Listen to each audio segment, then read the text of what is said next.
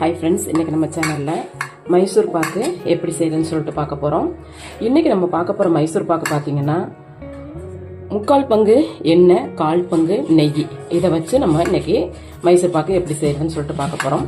நம்ம சேனலில் already traditional Mysore pak ஒரு துளி நெய் கூட சேர்க்காம நம்ம செஞ்சுருக்கோம். அது எப்படி பண்ணுறது அப்படிங்கிறத நீங்கள் வீடியோக்குள்ளே போய் பாருங்கள். வாங்க இப்போ நெய்யும் எண்ணெயும் கலந்த மைசூர் பாக்கு எப்படி செய்யலாம்னு சொல்லிட்டு பார்க்கலாம். அதுக்கு ஃபஸ்ட்டு நம்ம மைசூர் பாக்கு செய்யக்கூடிய அந்த மோல்டை இந்த மாதிரி நெய் தடவி நம்ம ஒரு ஓரமாக எடுத்து வச்சுட்டு நம்ம மைசூர் பாக்கு செய்ய ஆரம்பிக்கலாம். மைசூர் பாக்கு செய்கிறதுக்கு தேவையான பொருட்கள் என்னென்னு சொல்லிட்டு பார்த்துடலாம். நம்ம இன்றைக்கி செய்ய போகிறது நெய்யும் எண்ணெயும் கலந்து செய்ய போகிறோம். அதுக்கு 1 கப்பு கடலை மாவு, 1 கப்பு வெள்ளை சக்கரை, 3/4 கப்பு ரீஃபைண்ட் ஆயில், 1/4 கப்பு நெய்.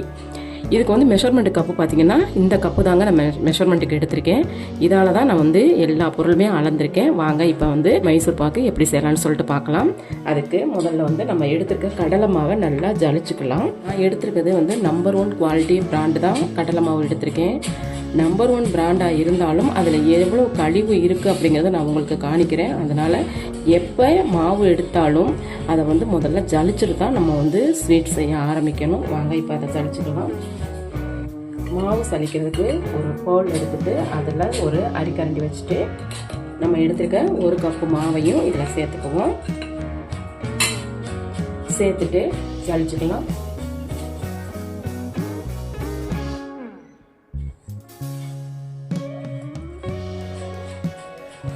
இதை பார்த்தீங்கன்னா உங்களுக்கு தெரியும் பாருங்கள், இதில் எவ்வளவு கழிவு இருக்குன்னு. நம்ம எடுத்தது நம்பர் 1 குவாலிட்டி மாவு, ஆனாலும் அதில் கழிவு இருக்குது. ஸோ கண்டிப்பாக ஜலிச்சுட்டு தான் நம்ம ஸ்வீட்ஸ் எல்லாம் பண்ணணும்.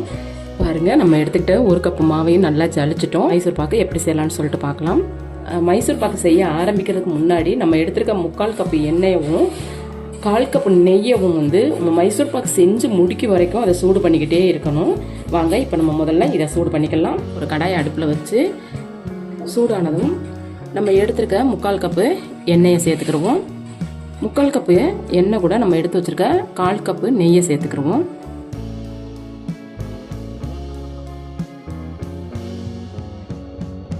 இப்போ நம்ம எடுத்துக்கிட்ட 3/4 கப்பு ரீஃபைண்ட் ஆயிலும் 1/4 கப்பு நெய்யும் அடுப்பை நல்லா ஸ்லோ பண்ணிவிட்டு ஒரு பக்கம் சூடாகிக்கிட்டே இருக்கட்டும். இது நம்ம மைசூர் பாக்கு செஞ்சு முடிக்கும் வரைக்கும் இந்த எண்ணெய் சூடுலேயே தான் இருக்கணும். இது ஆஃப் பண்ணிடக்கூடாது. இது ஒரு பக்கம் சூடாகிக்கிட்டு இருக்கட்டும். இப்போ நம்ம மைசூர் பாக்கு செய்ய ஆரம்பிச்சிடலாம்.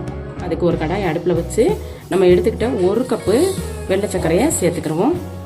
1 கப்பு வெள்ளை சர்க்கரைக்கு இந்த வெள்ளை சர்க்கரை மூழ்கிற அளவுக்கு நம்ம தண்ணி சேர்த்துக்கிடுவோம். சேர்த்துக்கிட்ட வெள்ளை சர்க்கரை நல்லா கரைஞ்சி வரணும். அது வரைக்கும் நம்ம இந்த மாதிரி கலந்து விட்டுக்கிட்டே இருப்போம். வெள்ளை சர்க்கரை நல்லா கரைஞ்சிட்டு இருக்க நேரத்தில் ஒரு 1 டீஸ்பூன் அளவுக்கு சர்க்கரையும் ஏலக்காயும் கலந்து பொடிச்சு எடுத்த மாவை நான் சேர்த்துக்கிறேன். இது சேர்க்கும் போது நம்ம செய்கிற மைசூர் பாக்கு நல்ல மணமாக இருக்கும். ஏலக்காய் பவுடரை நல்லா கலந்து விட்டுருவோம். சர்க்கரை பாகு ஒரு கம்பி பதம் வரணும். அது வரைக்கும் நம்ம இதை நல்லா கலந்துக்கிட்டே இருப்போம். சர்க்கரை பாகு கொதிக்க ஆரம்பிச்சிருச்சு. கம்பி பதம் பார்த்துருவோம்.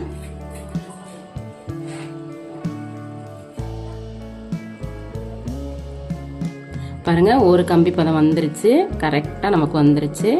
இப்போ நம்ம ஆல்ரெடி ஜலிச்சு எடுத்து வச்சிருக்க 1 கப்பு கடலை மாவை கொஞ்சம் கொஞ்சமாக சேர்க்கணும். ஒரே நேரத்தில் சேர்த்துடக்கூடாது. பாருங்கள், இந்த மாதிரி கொஞ்சம் கொஞ்சமாக சேர்த்து அதை கலந்துக்கிட்டே வரணும். இப்போ நம்ம சேர்த்துக்கிட்ட இந்த கடலை மாவை நல்ல சக்கரை பாகில் கலந்துருவோம். ஃபஸ்ட்டு நம்ம கலக்கும் போது கட்டியாக இருக்கும். அது நம்ம கலந்துட்டு வர வர அது என்ன ஆகும்னா சூடில் வெந்து நல்ல மாவாக ஒன்றா நமக்கு கிடைக்கும்.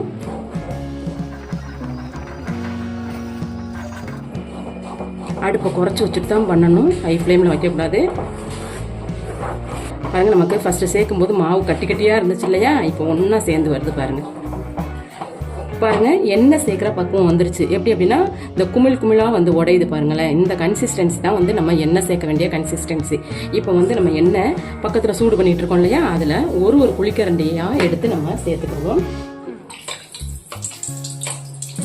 நல்ல சூடாக இருக்குது எண்ணெய்.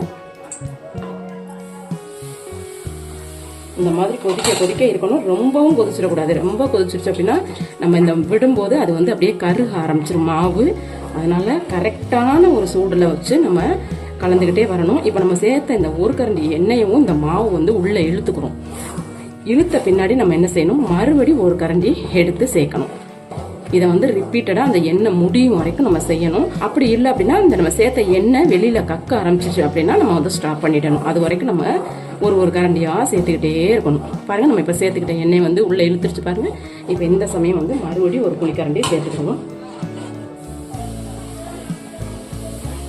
மேலே பற்றாமல் கவனமாக செய்யணும். இந்த இது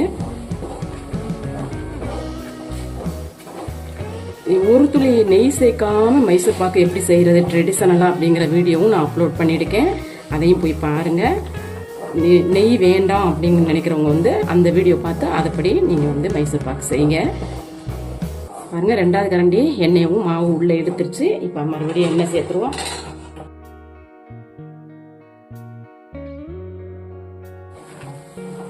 இந்த மாதிரி பொங்கி வரணும். அப்படியே ஹோலாக தெரியுது பாருங்கள். இந்த மாதிரி இருந்தால் தான் மைசூர் பாக்கு வந்து கரெக்டான கன்சிஸ்டன்சியில் நமக்கு கிடைக்கும்.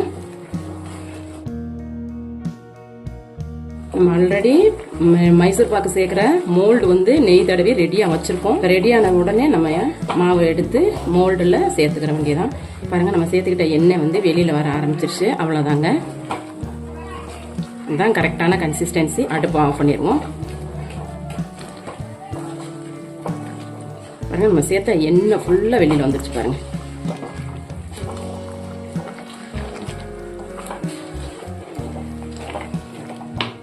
நம்ம இதை வந்து உடனே சேர்த்துடணும். கொஞ்சம் லேட்டானாலும் மாவு வந்து கட்டியாயிரும். அதனால வந்து நம்ம இம்மீடியட்டாக மோல்டில் சேர்த்துருவோம். ரொம்ப ரொம்ப ஈஸிங்க. கரெக்டான பக்குவத்தில் மட்டும் செஞ்சுட்டோம் அப்படின்னா நமக்கு கடைகளில் கிடைக்கிற அதே மைசூர் பாக்கு மொறுன்னு நம்ம வீட்டிலே செஞ்சிடலாங்க. இந்த மாதிரி மோல்டில் சேர்த்துட்டு அழுத்தம் கொடுக்காம நம்ம லைட்டாக இந்த மாதிரி சேர்த்துருவோம். இந்த மாதிரி சேர்க்கும் போது தான் நமக்கு ஒன்று சொன்னாப்பில் மைசூர் பாக்கு வரும். இப்போ நம்ம சேர்த்த இந்த மைசூர் பாக்கை ஒரு 5 நிமிஷம் சூடு ஆற விட்டு உடனே பீஸ் போட்டுக்கணும். சூடு இருக்கிறதோட சூடு ஆறிடுச்சு அப்படின்னா நம்மளால பீஸ் போட முடியாது. அதனால் ஒரு 5 நிமிஷம் இந்த சூடு ஆறட்டும். மைசூர் பாக்கை மோல்டில் சேர்த்து 5 நிமிஷத்துக்கு மேலே இருக்கும். பாருங்கள், சூடும் ஓரளவுக்கு ஆறிடுச்சு. இப்போ நம்ம வந்து பீஸ் போட்டுக்கிறோம். பீஸ் போடுறதுக்கு முன்னாடி கத்தியை வந்து நல்லா நெய் வச்சு இந்த மாதிரி தடவி கொடுத்துருவோம்.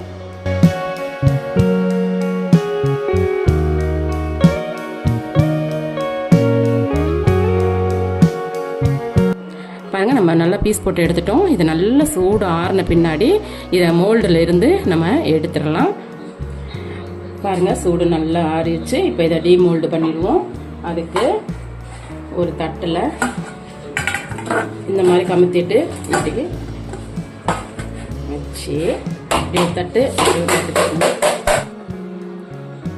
பாருங்க, நமக்கு சூப்பரான மைசூர் பாக்கு ரெடி ஆயிடுச்சு. இப்போ இதை வந்து பீஸாக தனித்தனியாக எடுத்துருவோம். எடுக்கும்போது இந்த இடத்துல இப்படி வச்சு நம்ம எடுத்தோம்னாலே அது தனியாக விட்டுருவோம்.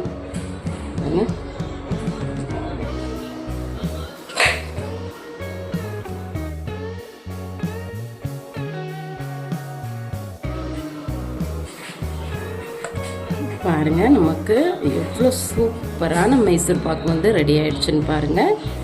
இதை நம்ம இப்போ பீஸுக்கு ஏற்ற மாதிரி பிரித்து எடுத்துக்கிறோம். உங்களுக்கு எந்த சைஸில் வேணுமோ அந்த சைஸுக்கு நீங்கள் வந்து கட் பண்ணி எடுத்துக்கலாம்.